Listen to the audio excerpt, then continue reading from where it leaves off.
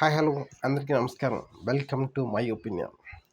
ఈరోజు నా ఒపీనియన్ ఏంటంటే, మొన్న అసెంబ్లీలో అచ్చెన్నాయుడు గారు Jaganmohan Reddy Christian Christian Christian Christian ఇదే మాట పదే పదే చెప్పడం ద్వారా హిందూ ఓటర్లను జగన్మోహన్ రెడ్డి గారికి దూరం చేయాలి అనే ప్రయత్నం చాలా గట్టిగా చేస్తాం.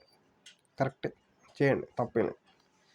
అయితే ఇక్కడ నేను ఒకటి అడగాలనుకుంటున్నా. అదేంటంటే, చంద్రబాబు నాయుడు గారు, లోకేష్ గారు, వాళ్ళ అబ్బాయి వీళ్ళందరూ హిందువులు కదా. హిందూ అనేవాడు నాకు తెలిసినంత వరకు 5 సంవత్సరాలకో 10 సంవత్సరాలకో ఒక్కసారైనా సరే తలానీలాలు సమర్పిస్తూ ఉంటాడు వెంకటేశ్వర స్వామికి. వీళ్ళ ముగ్గురులో చంద్రబాబు నాయుడు గారు, పవన్ కళ్యాణ్, లోకేష్ ఏ రోజైనా తలానీలాలు ఇచ్చినట్టుగా ప్రూఫ్ మీ దగ్గర ఉందా? ఒకసారి పెట్టండి చూద్దాం. లేదు. కానీ మనం ఏం చెప్పుకుంటాం? వెంకటేశ్వర స్వామి మా కులదైవం అంటాం.